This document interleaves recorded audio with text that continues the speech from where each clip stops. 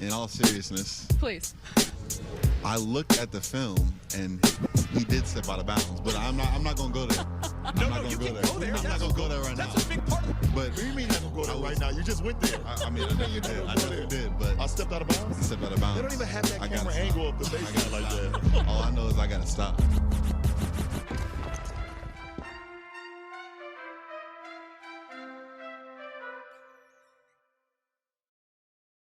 Welcome to Out of Bounds. We are here for another NBA podcast. This is going to be our main playoff preview podcast.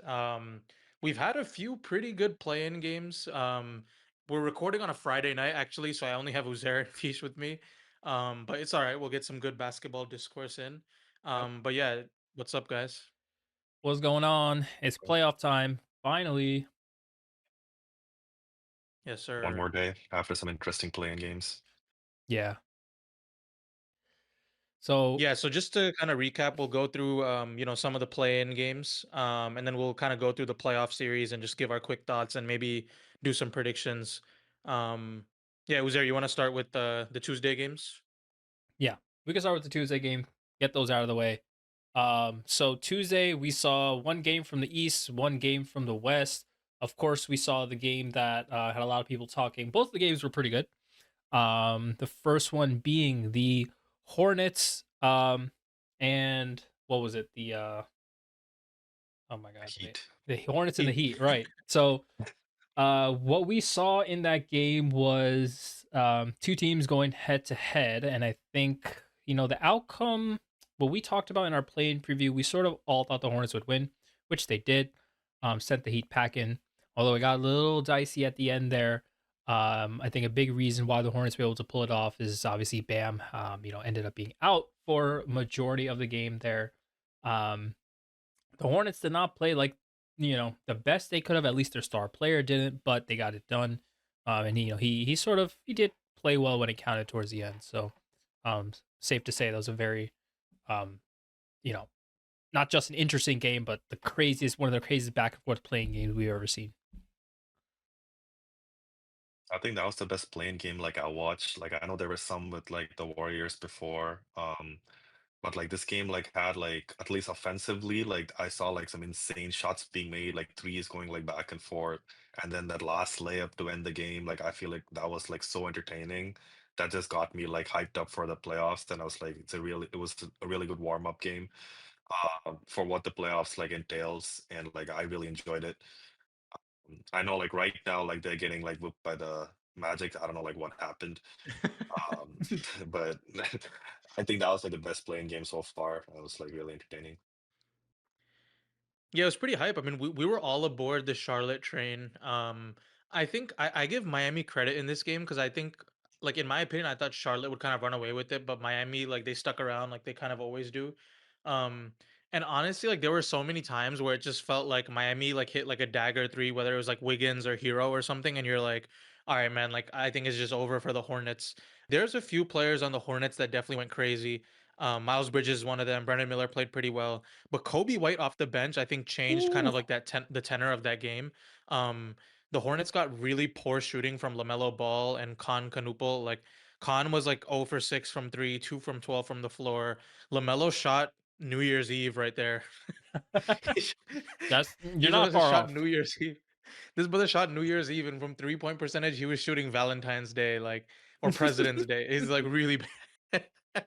Tour It dates. was really bad, but still, if you look at, he's still somehow a plus 15, which is like like the second highest on the team behind Kobe White. And he did like I feel like you got the full experience where you saw him like make like these kind of like dumb plays, but then like you also saw him make like the highlight plays and like the clutch plays to win the game. So kind of an all around performance, but yeah, I mean, I wish we had more to discuss about the Hornets, but unfortunately, yeah, like V said, they are getting smacked right now. At halftime, the score is 37-68. Like it's It's probably over for insane. Charlotte at this And point. just like the shoot, if we're looking at it, the shooting right now is terrible. But it also seems like the Magic are playing with something to prove, which obviously, like you don't want to lose twice in the play-in tournament. So, um, I think ultimately, like it would be better TV if the Hornets obviously made the playoffs. But doesn't seem like that's gonna happen unless something crazy. turns around. But yeah, that's at least the most interesting game ended up, turning into one of the most boring games currently. So that's what we got for the Hornets at least. Yeah, It's quick thoughts. also real quick. It's also very Okay. funny how Omkar is absent the day he has to answer for his team. I'm dead. That's been like Shroot the whole season, bro. Yeah, that's true. He'll show up someday when like the Lakers or if they pass the first round or something. I'm dead. Yeah, I mean, for the Heat, like I think they played like pretty well. Like I think they always kind of surprise in playoff scenarios, like just because the team always seems like average, but I feel like in playoff scenarios they always do pretty well. Um, the one thing that might have thrown them off though is losing Bam. Like Bam only played 11 minutes in this game. Kind of a controversial play where like Lamelo is like on his way, he's like about to fall down, and then Bam is like nearby, and he kind of like reaches over to try to like grab his leg, and then like Bam takes a hard fall, he hurts his leg and sits out for the rest of the game. Um, I don't know, kind of a sus play. Like if I was a Heat fan, I'd probably think like, oh, man, Lamelo injured our guy. Um, and like I don't know, it was kind of like a weird like I don't know if it was definitely like a little bit dirty. I don't know if it was like intentional or not, but kind of like reckless. Bam kind of got removed from that game, and like I don't know, it's a pretty big part of the Heat's team right there. Um, but I yeah, mean, bro, I'm gonna be honest. Like, if that was like Patrick Beverly or Draymond Green or Lou Dort, like the entire media would be on their ass. Like, they would be like, "Oh, this is the dirtiest player ever." I think part of it has to do with, is there a history of like dirty plays from Lamelo or controversial plays? Probably not. This may be like the first one of its kind. But I don't know. It kind of seems a little sus. There was way too much time after the contact and him grabbing his leg for it to, you know, be anything but intentional. So. I feel like it's intentional. That was no reason to grab his leg. Even if you're falling down in that position, like you can just like the arm doesn't need to like grab his leg. Like can just like be like part of it. I just feel like it was intentional. He probably didn't mean the injury though. He probably just wanted to stop the play because he was on the floor, maybe just get the foul and then like they reset. But I was surprised there was no foul either. They were just like, oh, the play continued on, so like they didn't review it and all that. Yeah, it is sad, but like it was a really close game, and like because of that, I'm just like, okay, whatever. I feel like they would have probably not made it to the playoffs anyway, and you have to face the Pistons. So like, so be it. yeah, I think they gave him like a flagrant or something in retrospect, but I don't know. Like they didn't suspend him for the next game, so it is what it is. I mean, you could say that they got a little bit I of find karma it. coming. You can get a Yeah, flagrant after the game. I didn't even know that. I don't know. I thought I could have sworn they gave him like a flagrant or something. No, I think it matters because if you have like a certain amount of fouls, like maybe you get disqualified or something like that. But Mm, I don't know what exactly it is. But I see. yeah, I mean, it's a not that important because they get clapped. Um, but yeah. Anything else on this game, or y'all want to move on Now we to can move game on number to the two? game number 2 of the back-to-back doubleheader on Tuesday. Was the Suns and the Blazers. Yeah, that Uh, shit was crazy. yeah, another crazy game. Um, I think most of us. No, I had the Blazers winning. I was one of the few that had the Blazers winning. Do you guys all have the Suns? Was I the only one? I think so. Yeah. Yeah. Um, So what we saw, I think, from that game was just a bit of a dominant performance by the Blazers' current best player. Even though I hate to say it, he did kind of like show off in that game. Yeah. And I didn't watch most of it. I did catch it like a little bit in the second half, but what I saw from the Suns was just Dylan Brooks. I think we overthought what he was going to do in that game. He hit some timely shots for sure, but I just don't think it was enough. Denny Avdia with 41 points, 15 of 22 from the field, 8 for 13. I mean, he definitely is like pretty good at getting to the free throw line. He kind of just like charges in there and like draws contact and gets to the line. But like if you watch like how he iced the end of the game, like he was kind of just breaking dudes off the dribble and like getting to the paint and like scoring layups. And like I feel like once I think Dylan Brooks ended up fouling out in this game, like maybe with like a few minutes left to go, but like that was huge because like Dylan Brooks probably the only one of their defenders that's like big and strong enough to like stay in front of Denny. So like without him, like they didn't really have anyone to defend Denny. And if you look at like the stats, like Dylan Brooks, I guess was the only one He was a +9 on like, which is like significantly better than the rest of the teammates. So I think like he just had like they played a little bit better with him. He scored 20 points. Jalen Green had a pretty insane game. He was 35. I mean, scored 35 on 14 of 29 shooting. 29 shots is kind of a lot for him. Like I don't know why he's taking 29 shots, but Booker is only taking 17. Um, but yeah, kind of a weird game. I mean, I think Portland was like up most of the game, and then the Suns made like a comeback, but then the Blazers like kind of fended them off and won the game. But pretty close one. It was a pretty entertaining game. Um, Blazers will now take on the Spurs, and then the Suns will play for a chance to make the 8th seed against the Warriors. Any thoughts on this one, guys? I know it's kind of Yeah, I mean, And I think I don't. Well, here's a question: do you think the this is good? Do you think the Blazers are going to steal one from the Spurs? Do you guys think it's going to be a sweep? uh, I think they could. Nah, I think they could steal at least one game. Yeah, I think so, but I think it's a little bit unlikely. I don't think it'll be the first two games. It'll probably be like just a win to avoid the sweep or something like that. Um, Yeah. but yeah, in terms of tonight's 10 p.m. game, Warriors, Suns.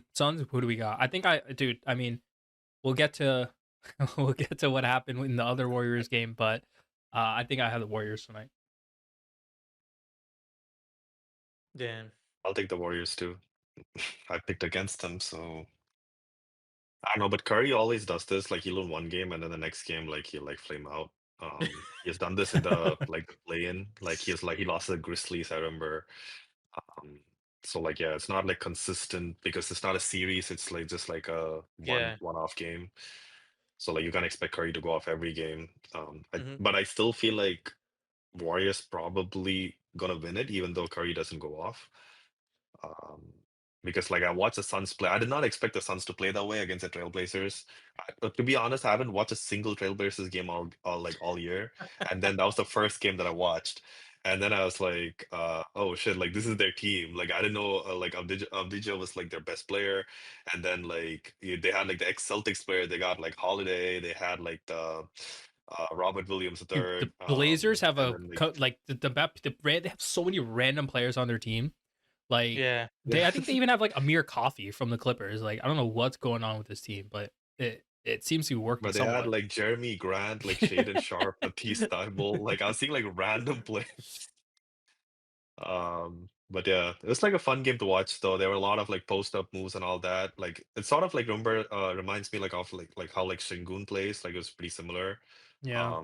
But yeah, it was still like a close game and it was fun to watch. They were like going back and forth. So Yeah. but yeah, that's up to them. I don't know. I think I'll take the Suns just because I think it's pretty hard for the 10 seed. I feel like the 10 seed like barely makes the actual thing. And the Warriors would be coming in as a 10 seed. I think it would be more fun for like the league if the Warriors won. Um, like I think it'd be a more interesting match like for them to play the Thunder than the Suns. But I don't know. I just feel like the Suns is kind of like a better team. Like I feel like they'll have another home game, so I think they'll just close it out. I don't know. The thing is, like for the Warriors, like even though that they won, they needed like Al Horford to hit like four threes or Yeah. something in the second half, and they're like relying on like this crazy like Kristaps game and like all this other stuff. It's just like with these guys, you never know like what you'll get. I don't know. I think it'll be tough.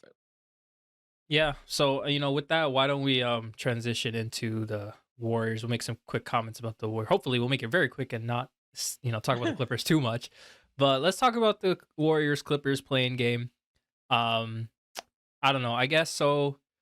My season's over. I know Omkar, I think, was the only one that had the Warriors beating the Clippers. Rod, you had the Yeah. Clippers winning that.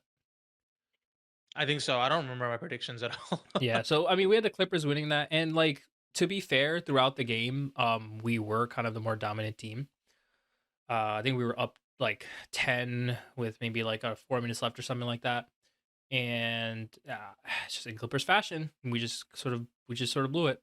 Um, and to their credit, right? Like I think they got into the bonus at least with in the third quarter. They got into the bonus with 7 minutes remaining. That was a big sort of like uh dagger for us.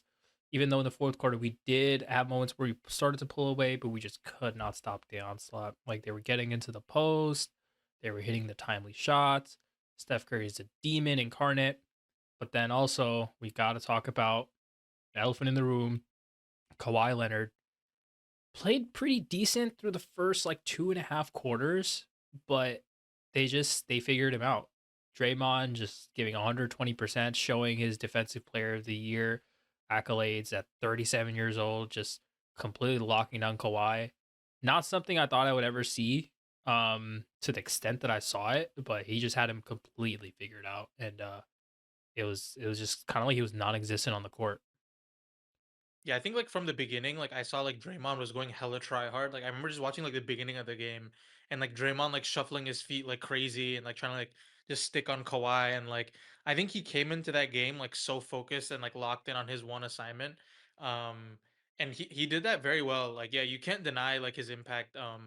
I mean like when you look at the course of the game, like he didn't like he only scored like 7 points, but when you go down to the clutch, like they were able to basically win because of like the few like turnovers that he caused.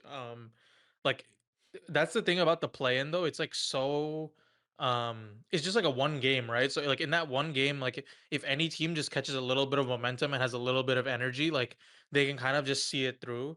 And especially when like when it's like the 9-10 and it's like loser just goes home right there. It's like one thing if it's like the 7-8, because usually you get like, okay, like for example, like the Suns had like a dud game, they could come out like we saw this with the Magic right now. Like the Magic kind of had like a dud game against like the Sixers, and then now they came out like firing on all cylinders, against like the Hornets. Like I think if you have like a second chance at it, it's like a different story. Um, but yeah, I mean, credit to the Warriors. Like, I mean, Curry, like, I think he went back to the locker room or something, and it looked like he was hurt. But then he ended up coming back and like played a pretty good game. He had 35 points, 12 of 23, like 7 of 12 from three. Like, I know he's kind of banged up, and like this whole team just feels kind of old. So like that's why I'm like a little bit hesitant on them winning. Um, but yeah, I mean, they also got like 20 points from like Guy Santos or whatever, which is like pretty huge. Like they got 20 from Guy, Kristaps, and Shout Pods out at 17. Kristaps. Like they got everyone like scoring in this game, and I think that was like pretty much it. Is like normally you wouldn't expect all those guys to pretty much drop like 20 points, and even Al Horford's like 14, bro. That's like what is Yeah. that? That's like, bro. That's basically like 70. What is that? Like almost like 70 points they got from those four guys. Like that's insane, bro. I mean, You would dude, not we expect that. we saw this in the 2024 finals, right? Like Kristaps when he's on top of it, he's a big reason for them winning some of those games. Not even just like his length, but his like shooting, his random. And one thing I hate about the way he shoots threes is like he'll just like, especially the transition ones, he'll like catch it in transition, chuck up a three, and then before it even like is halfway in the air, he'll start running back the other way. I don't know what it is, but it's just the most annoying thing ever to see. It just goes in, swish. Um, but yeah, they had a bunch of contributions. Now, obviously, like I don't think any of us expect that to hold up. Um, Maybe even tonight, but especially if they, make it past this round. I mean, they're losing anyway, but uh, I think I do still want to see Steph Curry in the playoffs. So Hey, I mean, this team is still missing like Jimmy Butler. But like the thing about Draymond Green though, like people I know he's like defensive player of the year, like category, like stuff like that, and he plays like really good defense. It's just that he does what like a guard does, like someone you see like I don't know, like Marcus Smart or like Patrick Beverly, like the hustle type plays, like where like you go for the ball, you keep like troubling the person on offense, like trying to like not make him uncomfortable. But he has size too. Like this is like a forward who's probably like I think like he's like 6'9" or 6'10", and yeah, he's like basically doing the same one going for the ball. And that's what helps against players like let's say like LeBron in the finals or like in this case it was Kawhi because Kawhi and LeBron like they're actually like forwards. Like these guards, like you put somebody like Marcus Smart or somebody like that, they're still gonna struggle because they can just shoot over you. And like I feel like that's where like Draymond is like a talent where like you don't see it with other players where he goes for the balls, he hustles, but at the same time he got size.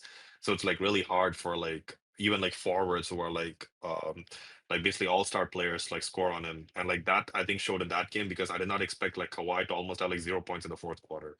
yeah, I thought like he'd be yeah. like way more like at least able to score, but like Draymond was able to basically like not even get him the ball if he gets the ball, like trouble him and all that.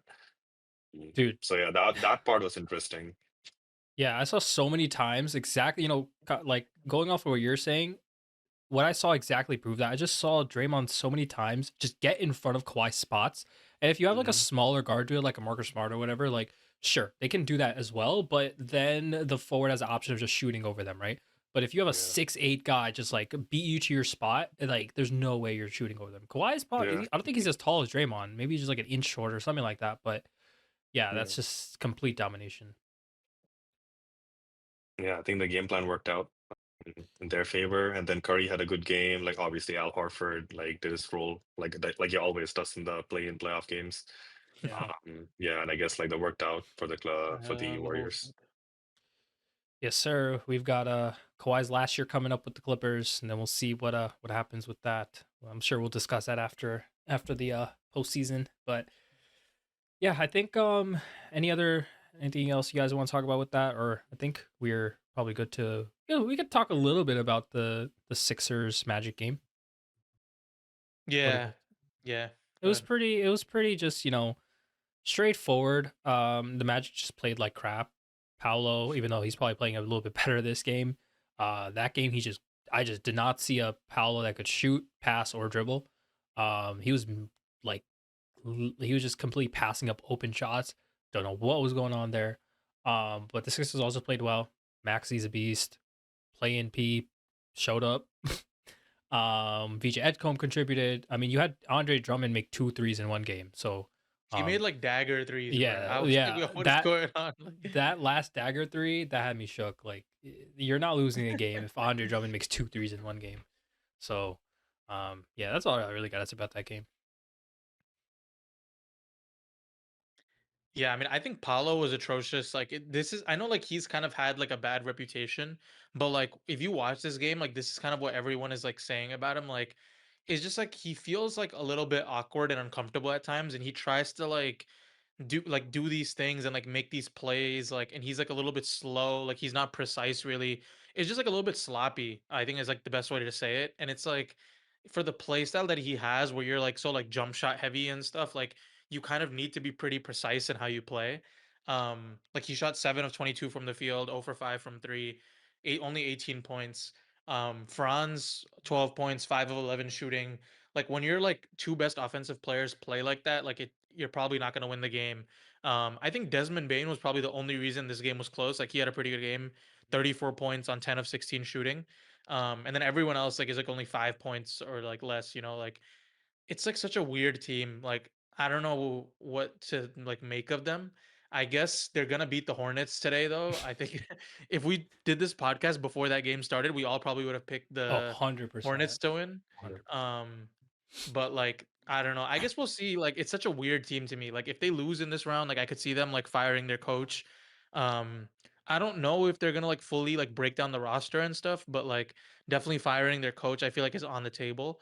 But then again, it probably depends on how well they do against the Pistons, and I guess we'll see how it goes. I mean, bro, at this point, just like wrap up Paolo Banchero, maybe like a pick or some other player, and get Giannis in Orlando. Like honestly, like Yeah, I don't know. I think it's time.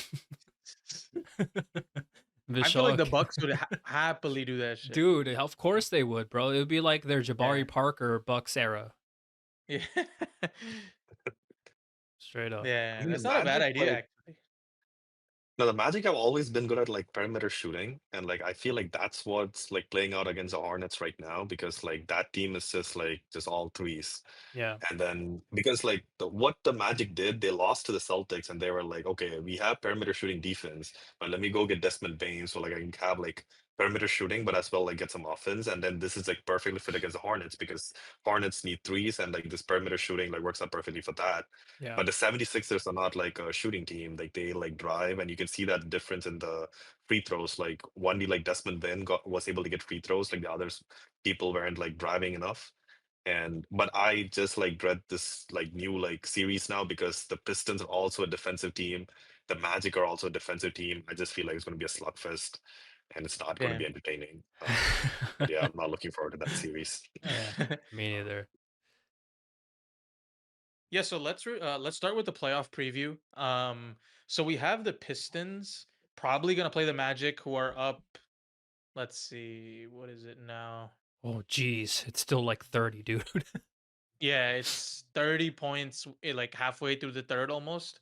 So yeah, we're just gonna assume that the Magic are gonna win that game. There's no Um, way. That's crazy. Pistons Magic, I think these kind of prefaced it pretty well, like two heavily defensive teams. Um, I don't know. I just like don't really think the Magic kind of have the like energy for this kind of upset. Like the Pistons have been playing pretty well. I think the one thing that like I know there's like a little bit of like questions like what happens offensively if like Cade is not playing well or like outside of Cade. But I think the Pistons team played pretty well even when Cade was injured. So I think that kind of led me to have like a little bit more faith in them. I think they'll probably win in like 5 or 6 games if I had to say. Yeah, Yeah, Jalen Duran is it's going to be a problem. Like, I don't know, like what Wendell Carter Jr. is going to do. And then like they have like 3-point defense. Like the Pistons are not banking on that. Yeah. They play like the same old school like basketball. So I feel like this list, like a matchup wise, like Pistons should have it. yeah. I think it might be a sweep, maybe 5 games, but I think I'll pick like probably Pistons like sweep. Yeah.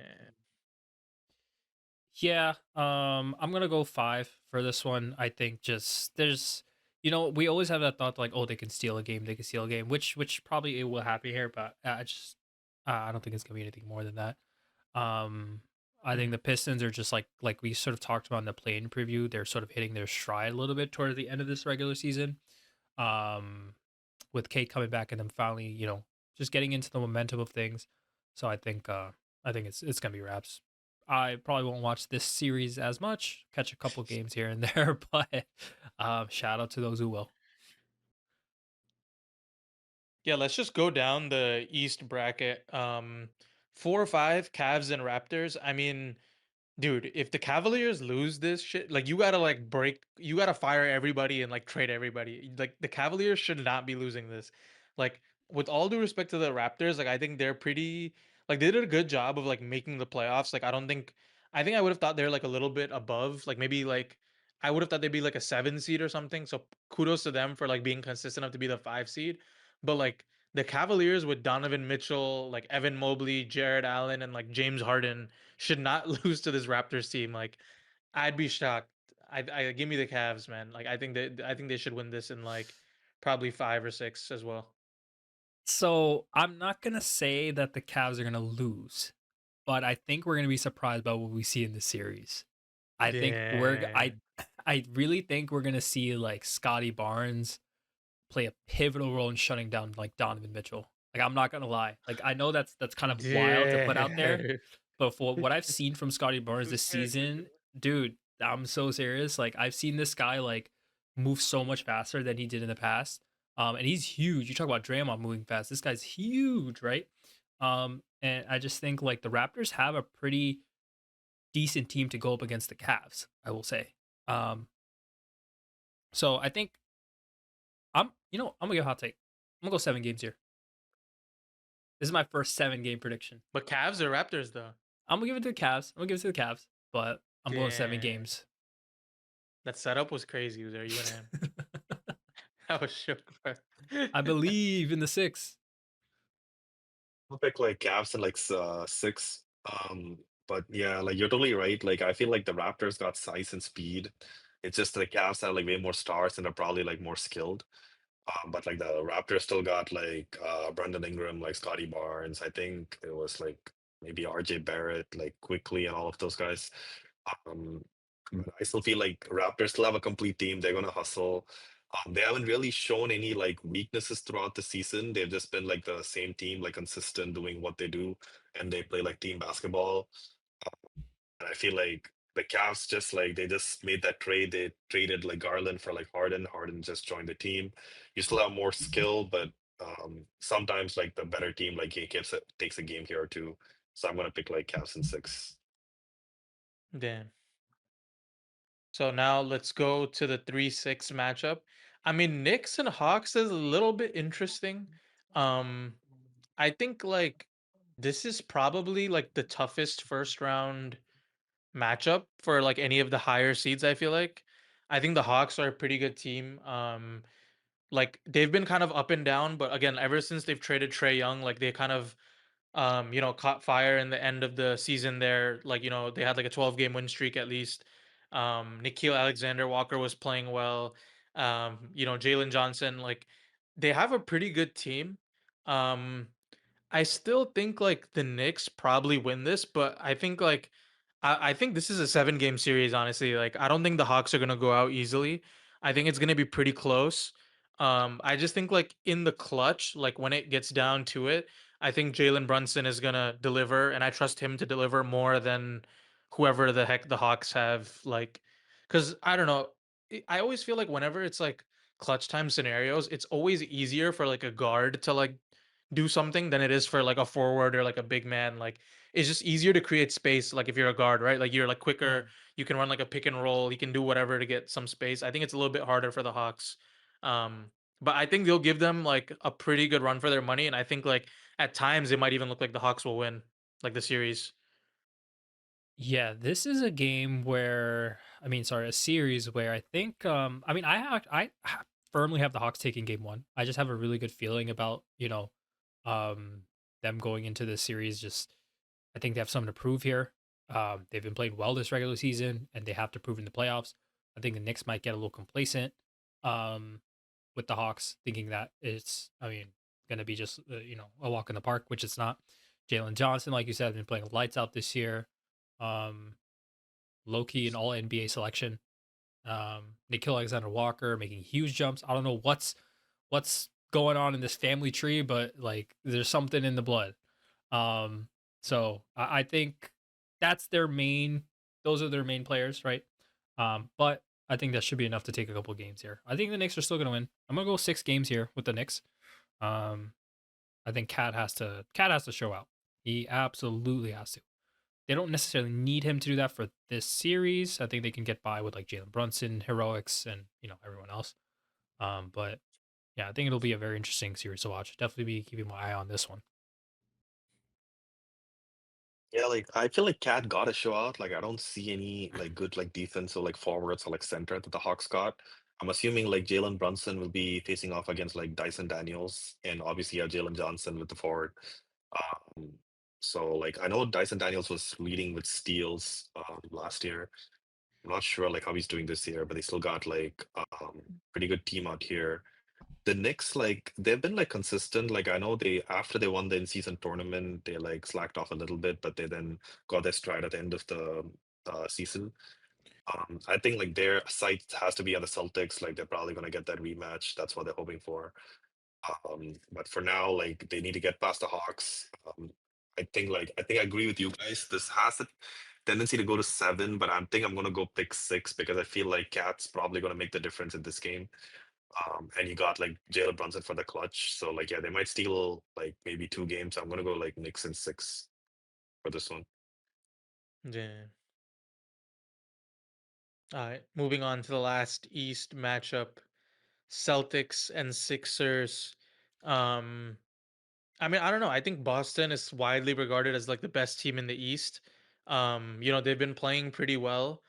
They did get Jason Tatum back, although like I don't like to me it doesn't look like he's still like 100%, but like still any version, even like 70 or 80% of him is like still a very valuable addition to their team. Just in terms of like being able to handle the ball, like facilitate the offense, like get rebounds and like play defense. It's huge for them to have him back.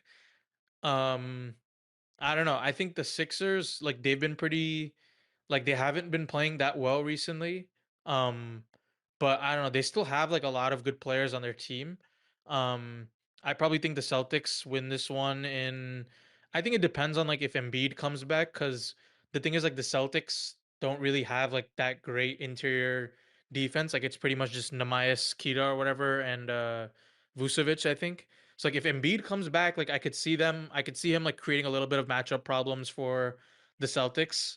And maybe like taking like a game or two. But I don't know if he doesn't come back. Like I think they probably just win in like 5 games. I trust like edge maxing to get at least 1 game. I think like we bring that up every year against like a Celtics Sixers like matchup.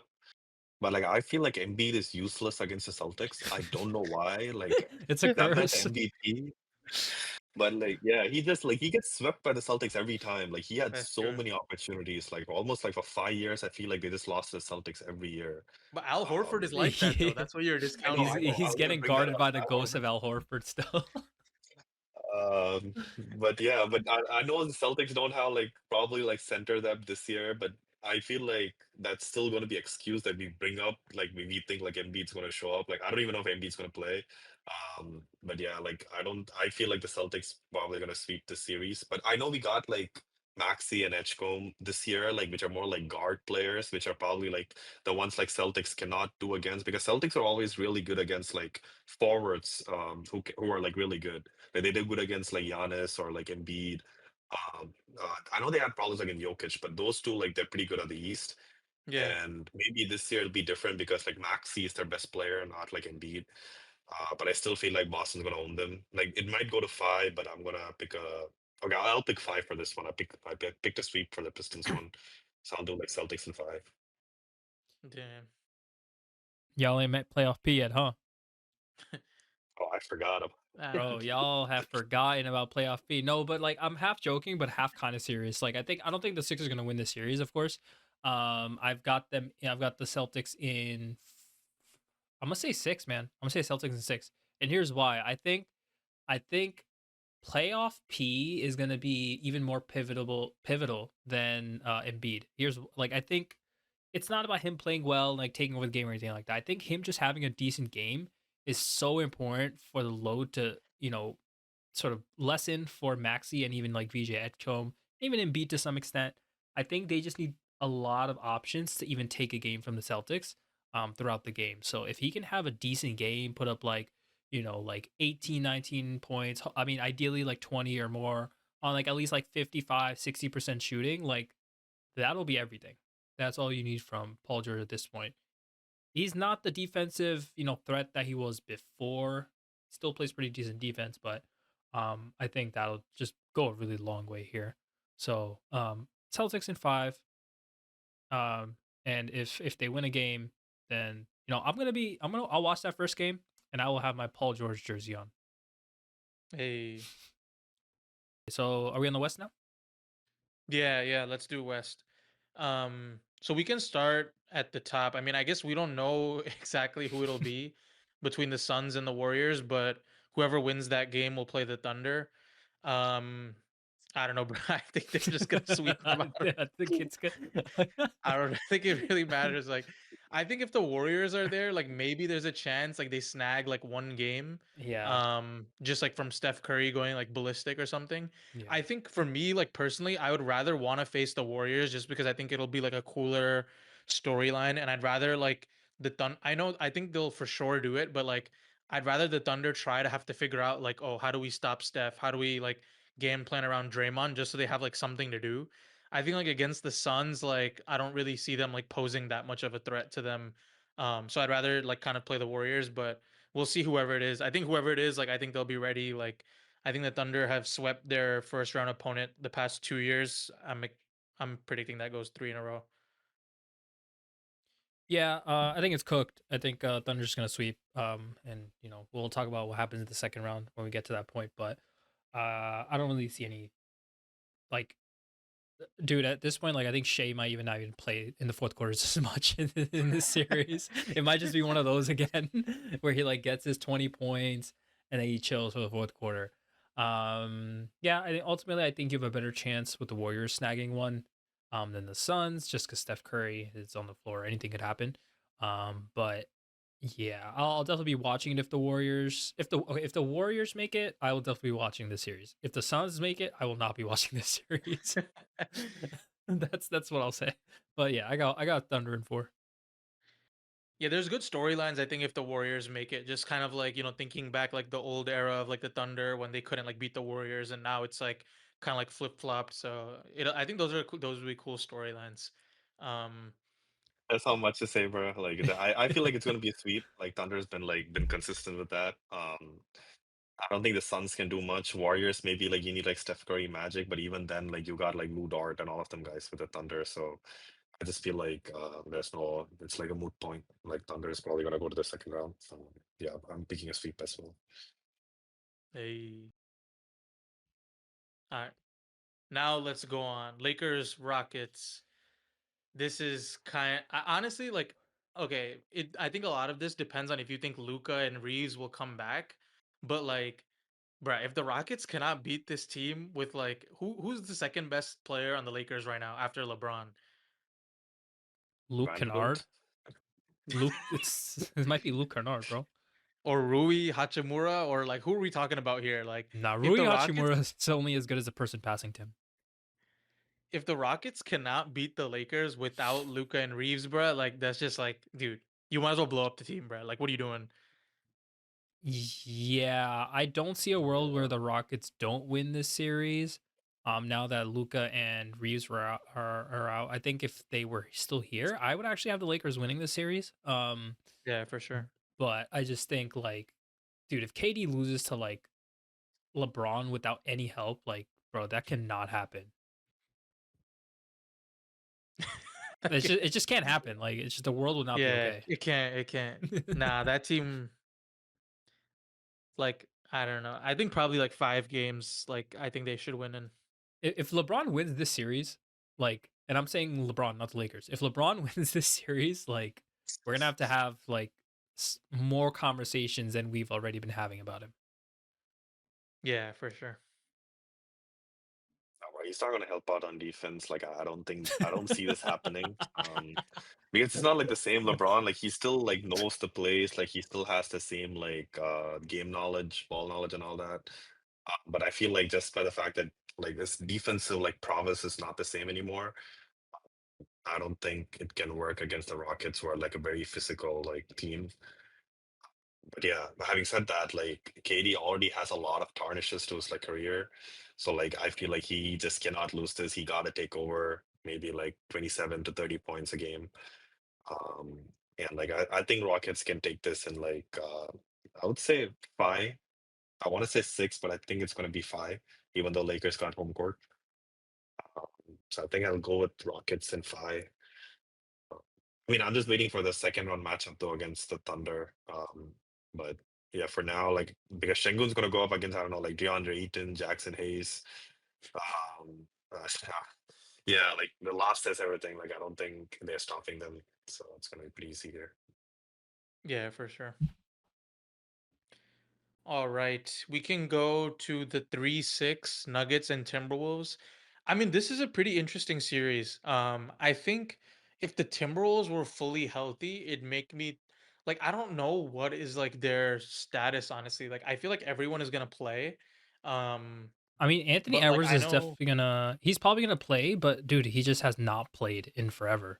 So yeah, right, right. there's just no way to simulate like it's hard enough to come back to a regular season after not playing for a while, but to play a playoff game after not playing forever, like I just don't see a world in which they win the first game, and then it might just take like 2 games. I have a feeling like first game, Anthony Edwards is gonna play like crap, and then second game he'll play well, but they'll still lose. That he'll so it'll take 2 games for him to like catch his stride, and then we'll see what happens from there. But yeah, I'm still thinking about who I got for this. Yeah, I think Bro, I'm we probably pick going. against Oh, good, good. no, I was saying we pick against like Edwards like every year, but like he's gone to the last both like conference finals, and like he Exactly. balls in the playoffs. Like he's like made for the playoffs. He's like the Jordan-esque, like perfect for the playoff type. But I do understand he was injured, and like they actually denied his claim to get any season awards, even though they gave it to like Luca and Cade. But the problem I see here is like we're talking about the Timberwolves, but like the Nuggets are on a roll. Like they found their stride. They ended the season strong. 10 and This is like 0. Jokic. And I know they lost to Timberwolves not last year, but the year before that. They lost in a 7-game series. And I feel like Jokic just gonna take over. I will give this probably like Nuggets in 6 because I feel like Anthony Edwards probably gonna have a really good game 3, game 4. But yeah, I don't think like they can beat the Nuggets this year. The Nuggets are just like no, I wouldn't say way too good, but like they have too much chemistry and like a really good streak going on. I don't see that ending in like the first round. Yeah, I think we said this when Cat was on the team, but they need a cat like figure to play well to make it past these series. That's Julius Randle, and he didn't really do that last year in the conference finals. He's been playing much better this year, especially as of recent. So that's something to lean on. He's definitely just gonna need to do that more and more. But the thing is, he's been playing this well without Anthony Edwards on the floor. So we're gonna have to see how that changes once he's back. Um, so I don't know. I think I've got Nuggets in. I've got Nuggets in 6 just because I think Anthony Edwards has enough in the tank to sort of like take over. But we'll see. Yeah, I think like I don't know. I think the Timberwolves will just give them problems. I still feel like it's gonna go 7 games. But I think the Nuggets will win this. I agree. I think they're too good of a team right now to lose in the first round, I think. And on top of Anthony Edwards, I think McDaniels was also hurt for the Timberwolves. So that's like two pretty important pieces who are coming off injury. Um I think the Nuggets, like normally, usually at this point of the year, they're like fighting for their lives to like be like the 4 or 5 seed or whatever. But this year, they finally like had like a pretty secure like seating, I think, this time around, and they weren't having to like push all that end. I think like if you guys saw, like they like rested their starters for like the last like 3 games of the regular season or something. So I think they're gonna be coming into it more fresh and more locked in. I think the Timberwolves just probably won't have it this year, but I think it'll be close for sure. Yeah, Either there's still like way, Ludi versus Jokic going on there. I forgot Ludi's Yeah, still on bro. the team. goddamn Ludi, bro. I don't know what, like, I don't know. They really got to get Lou. rid of him. I know it's hard to find like competent bigs on the market. That's why we sort of praise that Zubac to the Pacers trade so highly. But it's just like it comes to a point where like you're just a detriment in the playoffs. Like especially against any team that has a competent guard or a competent, offense. It's just like like okay, sure, like you're a threat in the paint, but there's so many teams that can just like shoot you out of a game. Like so, I don't know. I think at some point they got to figure out when and how they want to ship out Gobert. Um, but especially if he does not play to his level this series, or not even that, if he doesn't like show out and play extra well, I just think they have to like figure something else out. All right, let's go on to Spurs Blazers. I mean, yeah, the Spurs have obviously been the crazy run this year. They've been the second best team in the West. 62 wins, pretty insane. They're a team that's definitely ahead of schedule, and like we'll finally get to see what this team is made of by looking at them in the playoffs. Um, I don't know. I think they have a lot of intrigue. Obviously, Wembenyama has been going crazy. Um, they'll have a lot of good players. The one thing I will say though is like they don't have like too much experience, so it'll be interesting to see. I mean, I don't think the Blazers have like all that much more experience, but they do have like vets like Drew Holiday and like, other people still playing that like, that have a little bit. I think the Blazers will be a little bit annoying to play. Um, One thing for sure is they have a lot of perimeter defense, right? They have Tumani Kamara, they have Drew Holiday. Like those are two pretty good perimeter defenders to use against like Fox and Castle and players like that. They also have a pretty good rim protector in Donovan Klingen.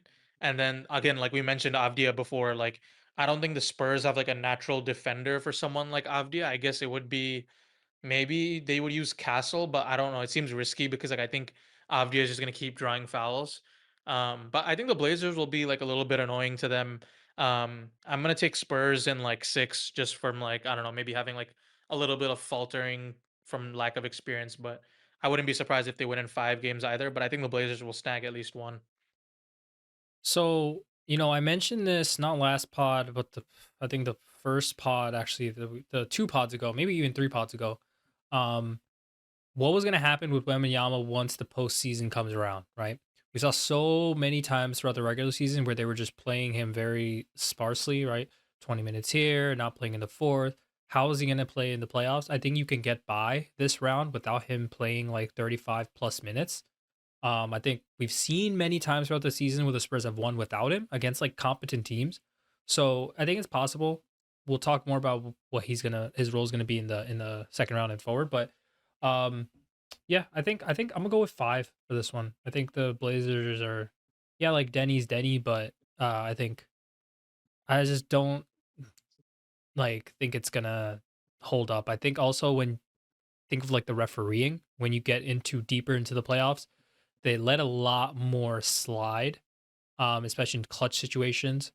So I think that's gonna play a role in you know, just like what he can do and how he can operate. Right? Like in a single game situation, he can get by with whatever his, tactics are, his play style. But in a 7 game series, I feel like the Spurs should at least like figure him out to a certain extent, know how to guard him, know how to trap him or put him in certain positions where he can't just like get his own and get to the paint and get fouled. Yeah, since this is like Wemby's like first playoff appearance, I think this reminds me of like when the Thunder back, I think 2 years back, when they were like 1 seed, they surprised everyone. They took the West like for 1 seed, and they had to, I think, I mean, Raj, correct me if I'm wrong. I think they played against the Pelicans that year, and then they Yeah, swept them. Pelicans. I think like we were saying the same thing. We're like, oh, we've never seen like OKC in the playoffs. Like, this the new Pelicans team. I know the Pelicans are trash that year, but I still feel like the Pelicans could steal a game or two. But then like the Thunder were just like obviously like the better team. The Spurs are similar to that. Like, I just feel like we are like, oh, they've never played in the playoffs, so like they might have like some trouble. And I do understand that point, but the Spurs still have like a not as complete as a Thunder, but they still have like a pretty good team, and it is like complete. And then you have Wemby. Wemby, I know like is not as efficient. Like people sort of like play that down. Like Shea is like pretty efficient, but like Wemby as good as he is, like he's actually in my opinion he's like not as efficient as you think he would be because he doesn't make a lot of threes. And like his field goal percentage is lower than you expect like a forward of his size to be. Um, but because of that, I feel like and the Trailblazers have like some like depth and like they have like pretty like big guys. So I feel like they can probably win a game. So that's the only reason I'm not gonna pick a sweep. I think I'll go like probably like Spurs and five. But apart from that, I just feel like this round is not gonna challenge them a lot. It's just gonna be like, oh, like our Spurs Yeah. playoff material. Can they like what happens when teams literally are gonna like scheme against when we make him like take tough shots, like make him play out of his comfort zone. I think the Pistons did that early in the year. I thought Thunder would do that, but I didn't see the Thunder do that in the regular season. Because I don't know why. Maybe it was part of the game plan. They don't want to show that before the playoffs or whatever. But I feel like the Trailblazers had a chance to do that, and that's what I'm more interested in seeing. I'm going to try to see what Wemby does when like teams like scheme against him. This the playoffs for a reason. So yeah, I think that's the only interesting part I'm looking forward to.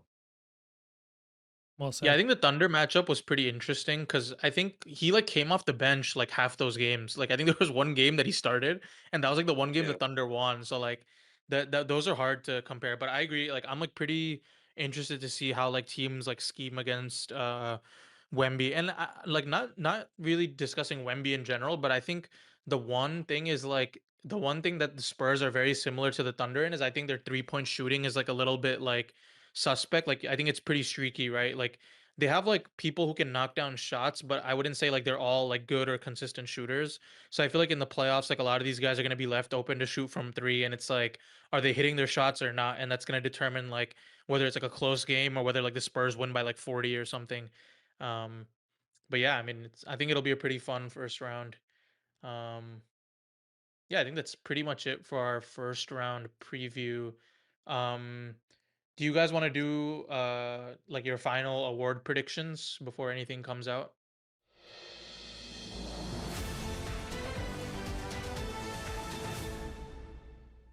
Yeah, let's go. I just want to give a quick update first, guys. Breaking news. The third quarter has ended in the Magic Hornets game, and the Magic are only up by 31.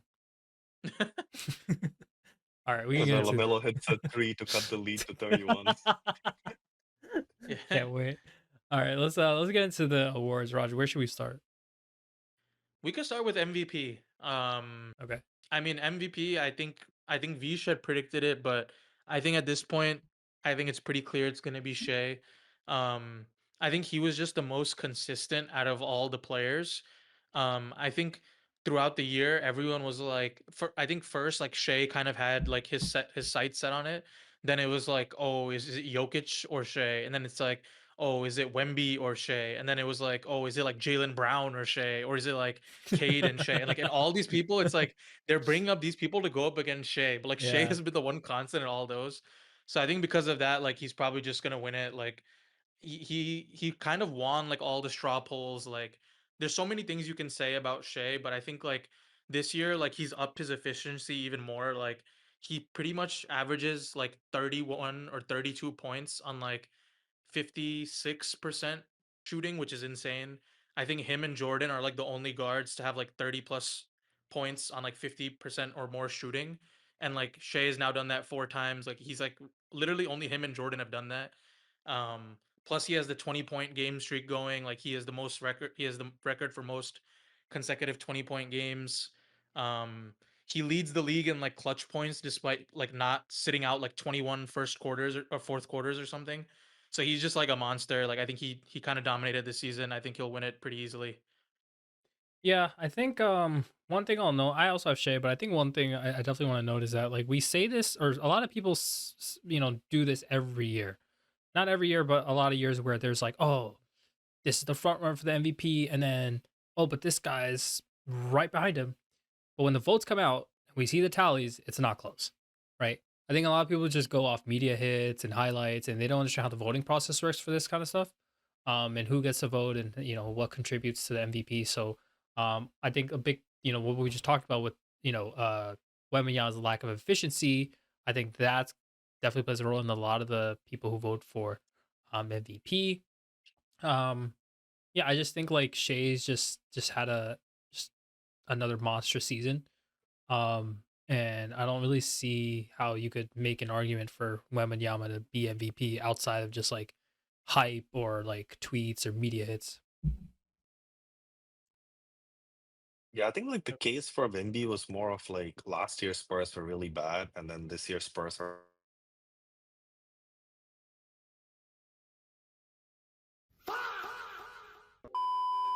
It's going to be pretty hard for other players to win it probably going forward. His defensive impact is just insane. I'm sure you can look at like the numbers and it's like the Spurs are like 17 points better or something when he's on the floor. Yeah, I think he had a pretty good season. Like I don't think he's like MVP level just yet, but I think they'll definitely award like, Wemby's impressive season with the defensive player of the year. Yeah, sorry about that, guys. I don't know what happened. My internet just like completely went out. On Okay. Verizon's being weird, but yeah. So we froze for a sec, but the show I think was just talking about the Wemby not getting MVP, and then I guess move on to defensive player, which, as I sort of expected you guys to say, is Wembanyama, which I sort of agree with.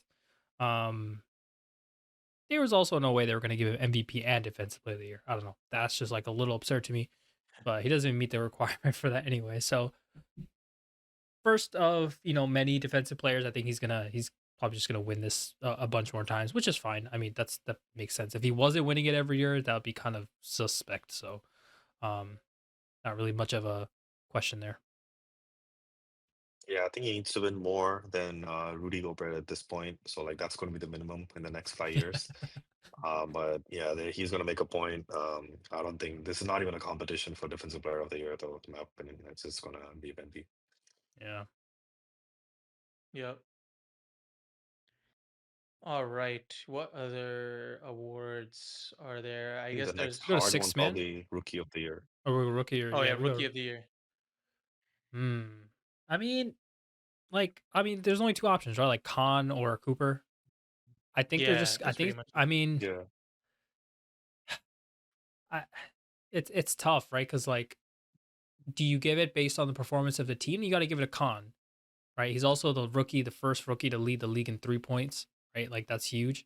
3 points made, yeah. 3 points made, yeah. But like Cooper's the media darling, right? Like he's the franchise player. So I think it should be Khan, in my opinion, even though he didn't play that well today. But still, yeah, that's my take. I mean, you take like efficiency for like Khan, but then people don't realize like Cooper's. I know he's like the best player on like a bad team, but he's still going to get like the number one offensive sorry, the defensive strategy played against him. Like Yeah, Concanopoulos is not the best player on his team.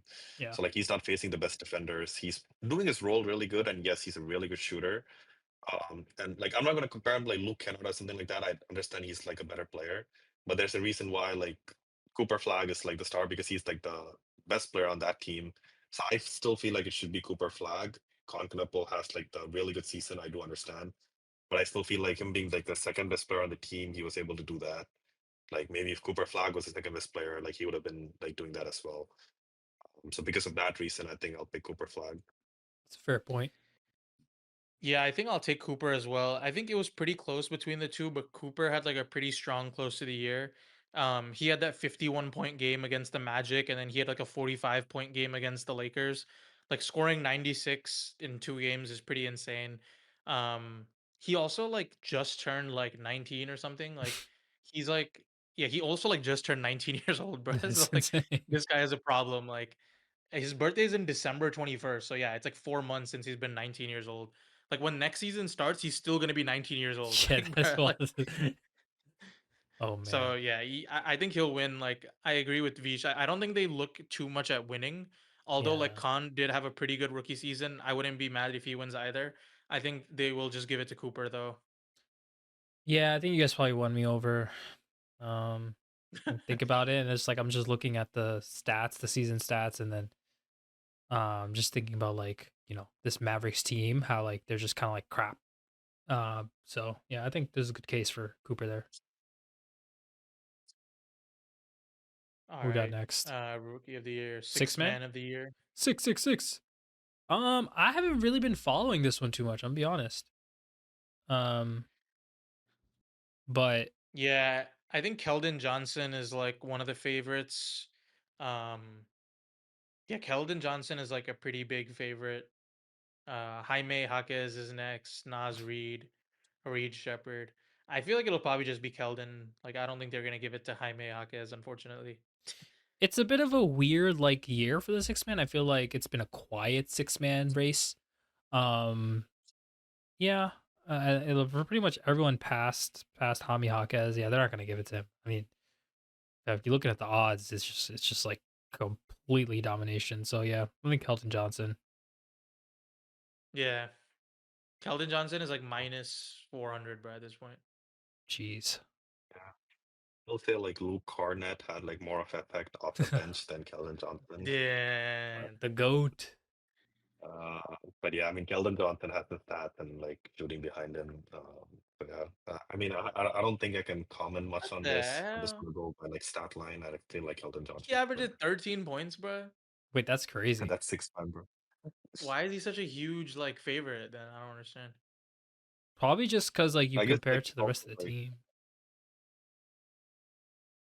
yeah, I think like he averaged more minutes than Victor, and he's also like averaging like more than 50% from the field. So Yeah, I he's mean, basically bro. doing his Jaime job. Jaquez low-key got better numbers though. Jaime Jaquez averaged like 15.5 points, bro. but you don't. You probably need him to score a little bit more than you need Keldon to score on the Spurs.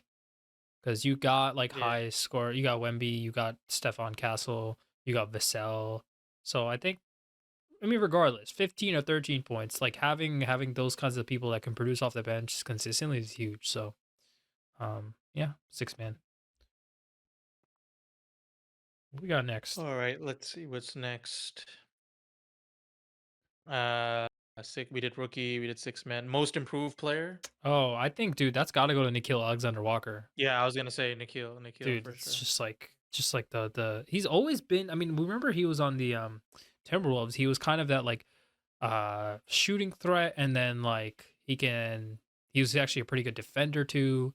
But I feel like on this Hawks team, he's sort of just taken a next step to like be that guy in a lot of situations, which is not something that we really expected necessarily. He's sort of like in between like a role player and like a star player of the team. So I think he has still some room to improve and get better. But should be a clear favorite, I think, for me at least. Yeah, I'm cool with Nikhil. I don't know. I was trying to make a case for one of the star players. You know, that 1 year like Ja Morant, they were like, oh, like that's the most improved player. I hate After he that. won Ja Rookie of the Morant. Year, Warren. I'm like, bro, like with that case, we can be like, oh, Wemby is the most improved player. Um, but yeah, I think like Nikhil Alexander Walker has like a really good case this year. I was trying to see like who's the close second and all that, but I don't think the others even have a case. Like his like stat difference from last year is like way too epic, and he has like a great role. So yeah, I think he's gonna win it. Yeah. All right. Then clutch player of the year. Clutch player of the Oh, year. that's I Shea, bro. forgot. Easily. How did they even do that? I guess like clutch time shots, efficiency in the clutch. It's got to Give be. me Shea. It could be Shea. I mean, But it has to be Shea. it has to Wasn't Raj be. posting the stats, like the clutch minutes, like and all that, and then how much he scores? Bro, he leads the league in clutch points and sat out 22 fourth quarters. Yeah, it's got to be. I'm cool with it being Shea. He has some other crazy stat too. Like I think like I don't think he's missed a shot in like since like mid-March or some shit in the clutch. He's That's automatic. crazy. All right, What do we think moving about on. coach of the year? I think Mazzulla, bro, low key. Really interesting. What do you? Well, say more. Bro, like I feel like no one expected the Celtics to be like that high. Like if you look at their lineup, bro, like they kind of got like a bunch of random heads like playing along with like Tatum and Brown and like they're like the second seed, bro. Like I think he'll get it. You expected the Pistons to be that high though? Same The logic. Pistons gonna win executive of the year, bro. Yeah. Oh yeah. Oh, okay. I guess yes. Or I guess you could do either way. You could do either way. Like if you want to flip flop the two, I'm okay with that too, bro. But I feel like those two is probably gonna get, executive of the year and coach of the year. Yeah. I mean, I could see it. I could see it being them. I could see it being even. Yeah. I think either Celtics. Celtics. Yeah, I'll be okay with that. Joe Mazzulla is a psycho. But either him or coach we just mentioned. But what I really want to get to, guys, is the teammate of the year award. Huh? Yeah. I think this is going to be That's a thing? very close. Yeah, bro. The teammate of the year given to the best teammate of the year. Who's Got a bunch nominated, of bro? finalists. We got some finalists. All right, I'm gonna list them off: Desmond Bain, Jalen Brunson, Pat Connaughton, De'Aaron Fox, Jeff Green, Drew Holiday, DeAndre Jordan, Duncan Robinson, Marcus Smart, Jason Tatum, Garrett Temple, and Jalen Williams. Jay Will. Jay Will. I think it might be Jay Will. I don't know. He just like smiles and shit, bro. Yeah, he just like small. Sometimes you need that. That's true. Yeah, no, I don't think it's a serious award. I don't think we have to give a take on I that. think But it's Teammate it of the says year. like it's also based off on and off court, so it's not just the best teammate like on court. oh, Yeah, really? obviously. Yeah, definitely. Yeah, this is like some nice guy thing. Nice guy thing. Who's Okay, gonna vote for that? yeah, no clue. I mean, we could. Okay, well, okay. So teammate award is one thing. Let's get to the last important award, the 2025-26 Sportsmanship Award. Please. We've got Bam Adebayo, Harrison Barnes, Al Horford, T.J. McConnell, Derek White, and Shea Gilgeous-Alexander. What the? Give it to Shea. Let him get 3 this year. MVP clutch and sportsmanship. Dude, how do they rank these things? I don't get it. Yeah, I don't understand, bro. Like, what makes these guys a better teammate over this guy? Like imagine you're like voting for an award like as an executive or something. You're like, who had more sportsmanship? Like, how would you ever know that about some player over another? I don't know, man. But yeah, I think that's all the important words. I'm glad we saved the best for last here. Like Yeah. Al Horford for the sportsmanship award. Oh, it's got to be Al Horford. Steph Seems like a good Curry won sportsman. last year.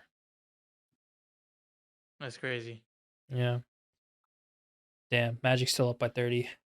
Well, guys, Hey. it is 6 minutes left in the fourth quarter. The Magic's still up by 30. Safe to say this game is over.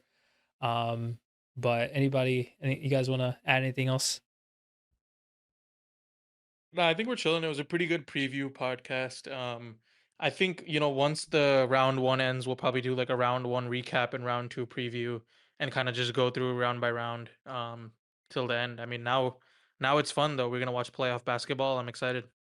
Yeah, this is a time of year where it's just a lot of basketball to watch. Try our best to keep up here. At least on the weekends, we can, try to keep up a little bit more. I wish they had like an NBA Red Zone, man. Like I really wish. Although that wouldn't really make sense since the games don't go on at the same time. But it's a good thought. All right. I think with that said, we will see you guys after the first round. For the second round, make sure you guys tune in. Come back once that time is here. And yeah, let's have some fun. Peace.